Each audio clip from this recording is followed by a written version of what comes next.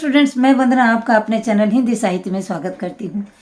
मैं आज आपको लेकर आ गई हूँ व्यंजन संधि की दुनिया में। और व्यंजन संधियों की दूसरी श्रृंखला है। पहली श्रृंखला में स्वर संधि आती है, दूसरी आती है व्यंजन संधि। व्यंजन संधि थोड़ा ज़्यादा लंबा होता है, जिसमें 14 पार्ट हैं, 14 पार्ट्स टोटल हैं। तो 14 पार्ट्स में कितने तरह की संधियाँ हैं, क्या क्या बातें हैं, मैं बहुत ज़्यादा मैथमेटिकल कैलकुलेशन में तो नहीं जा रही हूँ। संस्कृत की जान होती है, चूँकि आपकी परीक्षा में 2 या 3 नंबर के आते हैं, तो मैं उसका सॉल्व ही आपको दे देती हूँ, जो आप सुन लेंगे तो आपका परीक्षा में काम चल जाएगा। तो ऐसी स्थिति में मैं स्टार्ट करने जा रही हूँ व्यंजन संधि का पहला भाग। अगर आपको मेरा चैनल पसंद आता है, मेरे प्रयास से आपको लगता है कि सफलता मिलेगी, तो मेरे चैनल को लाइक कर लीजिए, सब्सक्राइब कर लीजिए और अपने फ्रेंड्स को शेयर कर दीजिए, जिससे आपके फ्रेंड्स को भी अच्छे नंबर मिल सके। तो अब मैं प्रारंभ करने जा रही हूँ व्यंजन संधि पार्ट 1। पार्ट 2 मैं तुरंत इसके बाद ही दे दूंगी। तो पार्ट 1 स्टार्ट करने जा रहे हैं। तो व्यंजन संधि पार्ट 1 की परिभाषा इस प्रकार है कि जब कुछ वर्णों के साथ साथ आ जाने पर व्यंजन में परिवर्तन होता है तो उसे व्यंजन संधि कहते हैं। यही एक छोटी सी इसकी परिभाषा है। व्यंजन संधि का एक और नाम भी है, शास्त्रीय नाम, जिसमें उसको हल संधि भी कहते हैं। तो व्यंजन संधि का दूसरा नाम हल संधि है। तो अब हम लोग चलेंगे व्यंजन संधि के संधियों को जानने। पहली संधि है संपद धन ती। तो संपद धन ती जब मिलेगा तो संपत्ति हो जाएगा। वाग धन कलह, दोनों जुड़ के हो जाएगा वाक कलह। देखिए, ग गायब हो जाएगा और क हो जाएगा। आप मेरी एक बात को ध्यान रखेंगे, जब भी आप धन बोलेंगे मैं, तो आप उसको प्लस का निशान समझिएगा, क्योंकि संस्कृत में उसको धन ही बोलते हैं प्लस के निशान को, और इसी तरह का उसका पढ़ना पड़ता है उसको। तो चलिए, विपद धन ती। तो विपद धन ती में जो द है आखिरी, वो बाद में जाके विपत्ति में बदल जाता है। वो द गायब हो जाता है और शब्द बन जाता है विपत्ति। तो इसी तरह संधि का होता है, और आपको थोड़े थोड़े परिवर्तन को स्टडी कर लेना है। बहुत ज़्यादा नहीं है, थोड़ा ही है, 1-2 नंबर 3 नंबर का आता है, वो आप ऐसे ही कर लीजिएगा। नेक्स्ट वर्ड है विद्वद धन तर्पण। तो विद्वद धन तर्पण जब मिलेगा तो बन जाएगा विद्वत तर्पण। नेक्स्ट वर्ड है सदधनता। सदधनता, तो द गायब हो जाएगा और वो हाफ त हो जाएगा, बन जाएगा सत्ता। नेक्स्ट वर्ड है विद्वद धनता, शब्द बनेगा विद्वत्ता। नेक्स्ट वर्ड होता है विद्वद धन सम्मेलन। तो द गायब हो जाएगा और शब्द बनेगा विद्वत सम्मेलन। तो विद्वद धन सम्मेलन शब्द बनता है विद्वत सम्मेलन। अगला शब्द बनता है जो उद धन स्थान। उद धन स्थान में द गायब हो जाएगा और वहां पर त हो जाएगा और शब्द बनेगा उत्थान। नेक्स्ट वर्ड उद धन स्तंभन। उद धन स्तंभन में द फिर पहले वर्ड का गायब हो जाएगा और शब्द बनेगा उत्तंभन। तो इस तरह शब्दों में व्यंजन में परिवर्तन होने के बाद जो शब्द बनते हैं वो आपको देखना होगा। दूसरी संधि है जशत्व संधि।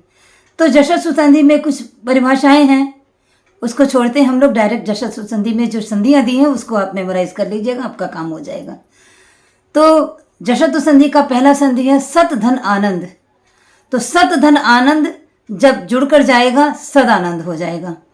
जलमुख धन वृष्टि, जलमुख वृष्टि हो जाएगा।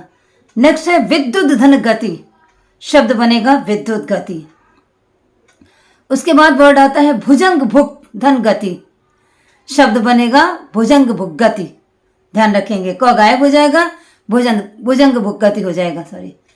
नेक्स्ट वर्ड है अपधन भय। अपधन भय कंबाइन होने के बाद बनेगा अभय। अगला वर्ड है प्राविट धन अंत।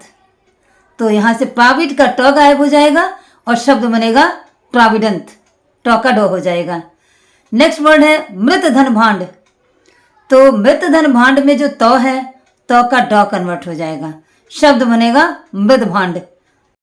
अगला शब्द आता है मृत भांड के बाद, जो कि ह को चतुर्थ वर्ण बनना माना जाता है। तो उसके भी कुछ डेफिनेशन है, उस डेफिनेशन को हम लोग छोड़ के सिर्फ संधि में आ जाते हैं। पहला शब्द है वाक धन हिंसा। तो वाक धन हिंसा, तो क का ग बन जाएगा, शब्द बनेगा वाग हिंसा।